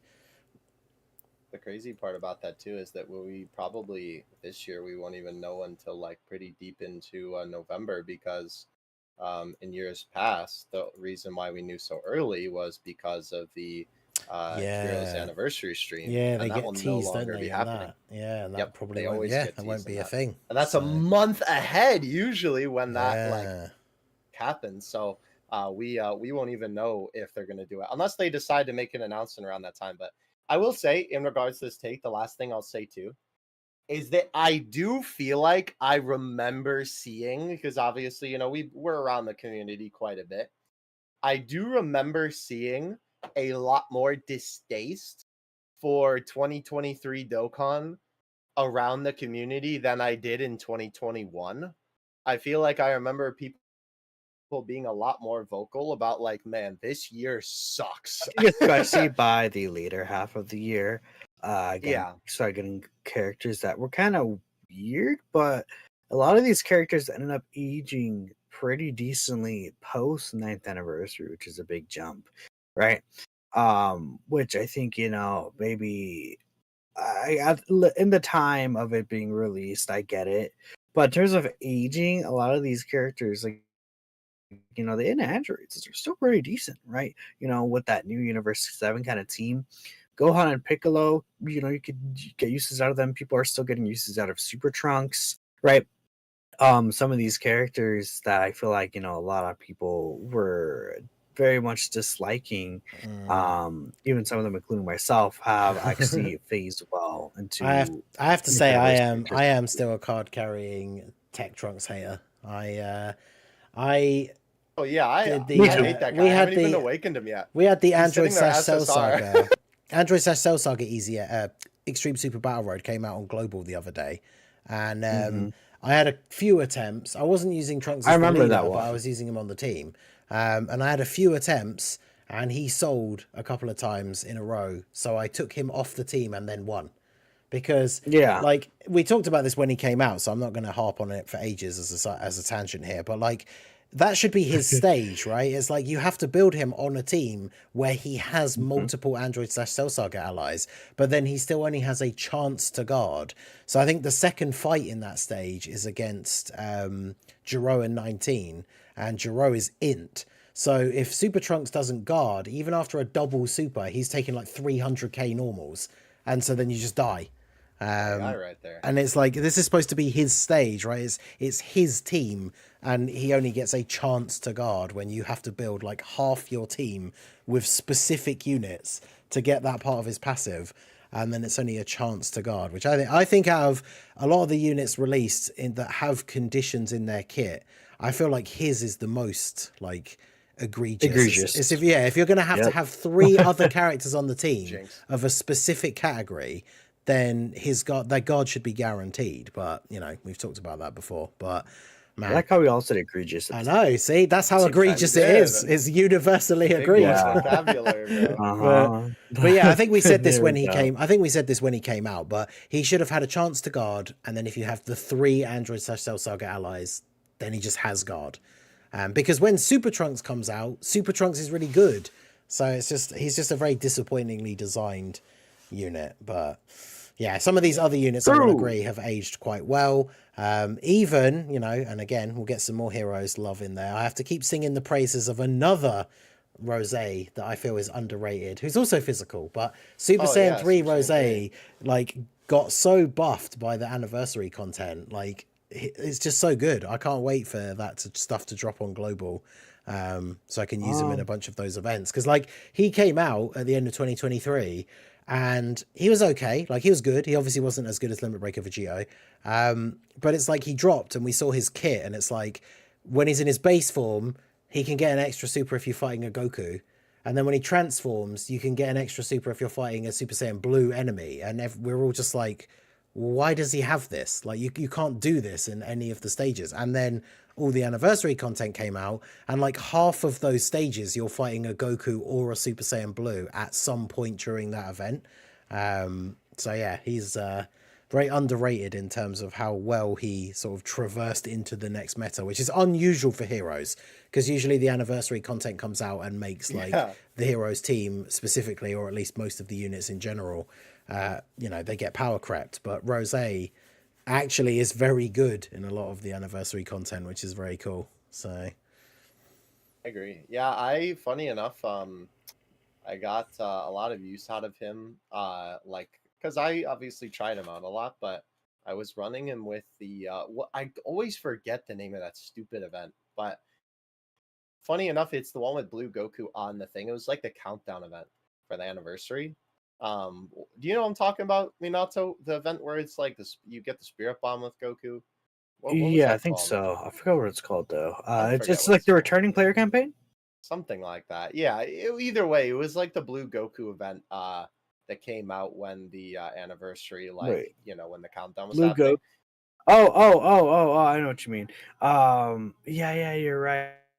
I forgot what it's called. It has a ton of category missions. That was the thing. Yes, I do remember that. Like, there's Saiyan Saga. There is like a lot of these. Let me see if I could find it. I have a video for it on my channel.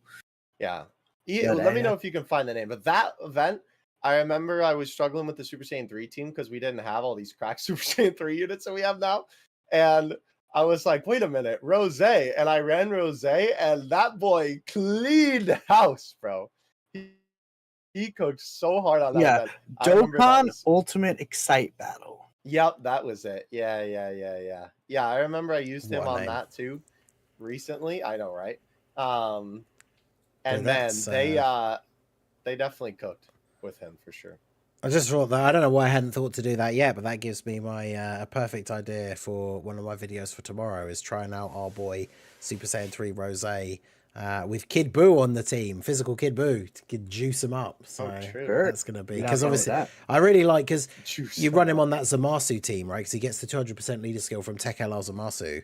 And then you do have to get lucky. Like, I know I've just been complaining about Trunks with his chance to guard, but you do have to get lucky in his base form, because if you're not running enough crossover allies, he only has a chance to guard. But once you get through that and he transforms, he just has guaranteed guard. So on that team, like especially if you can get some additional supers early on, so he gets a couple of stacks.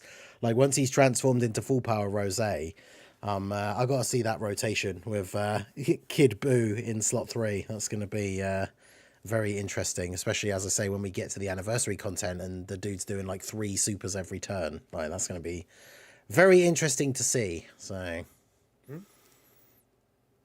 we love Rose. Would agree. We do. So there is the trash take segment right there. Yeah, we love Rose. Physical Rose. Yeah, both trash take segment.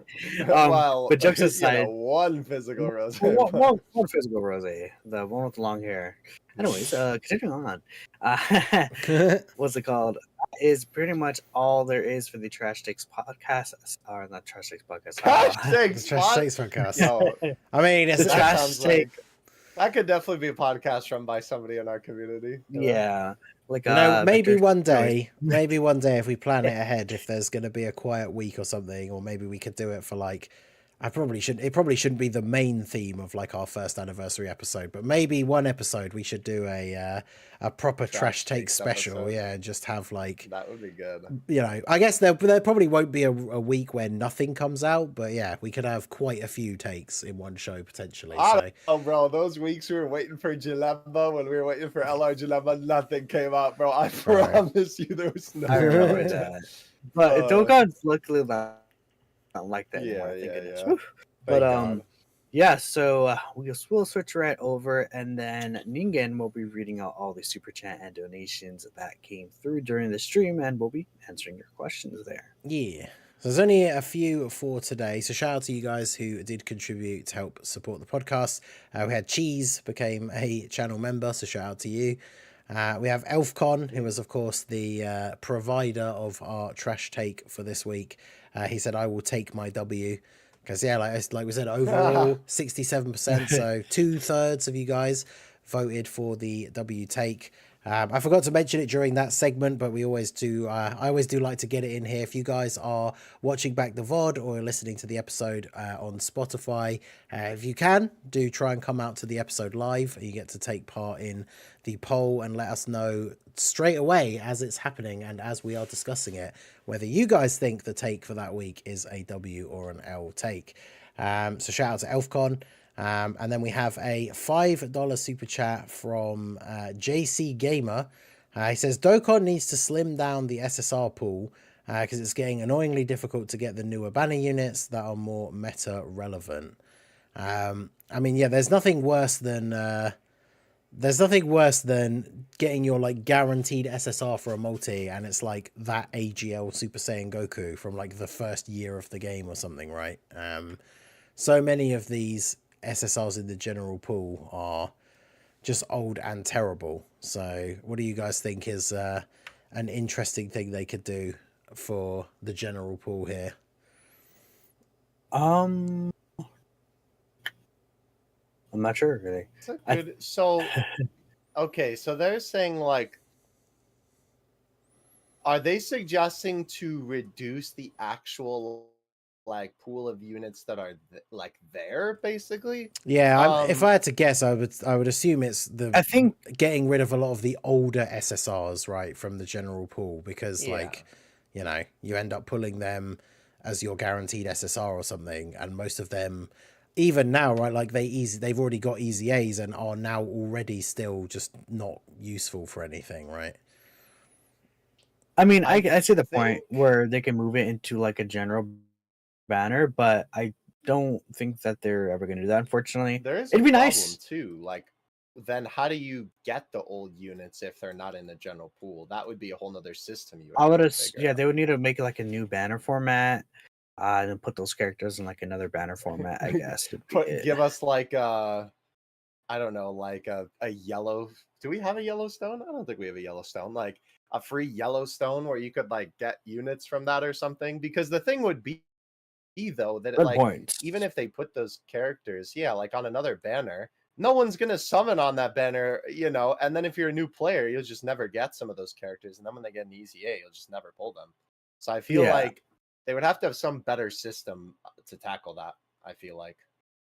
I mean, they usually give a lot of these older characters out for free, like during Tanabata and stuff like that.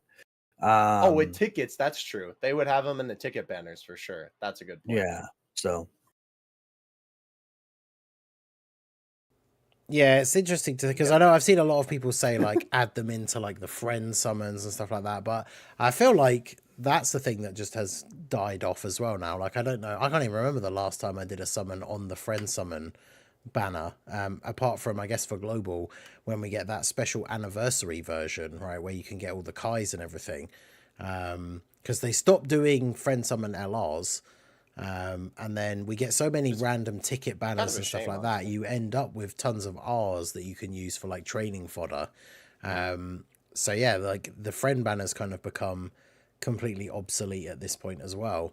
So yeah, I get that. I get the overall frustration because like for me, there are banner units that have come out in the last like year or so. That I still don't have rainbowed because we keep getting all these weird other copies of units as your guaranteed SSR, or you get like a God Goku animation, but then it's like 3 unfeatured SSRs, and they're just all these random old like int Android 18 and stuff like that, right? Like physical future 17, all sorts of like weird older units. And yeah, some of these newer side banner units that they get added into the general pool straight away after they release, and then you still just don't get them right for ages. So it's definitely something that we could see. The thing I was thinking about with that too is that the only way that that would then be like, beside if they like assuming they had a system in place, you could still get those old units. But then the thing that would kind of suck though about that, and I guess this is only for old heads like us, but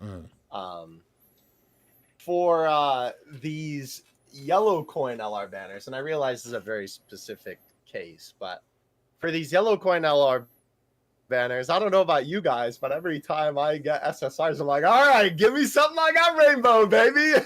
Because, it's just extra coins towards the pity. And I know that like I've been actively frustrated when I pulled it like a banner unit that like I pulled Int Tora, and it was my 4th copy of Int Tora on this Ultimate Gohan banner, and I'm like, man, I'm literally never gonna use Int Tora as long as I live, bro. This could have been a unit that I had rainbowed. So in that scenario, though, that is something that you want to get those older units that you have rainbow, because obviously that's more coins towards pity.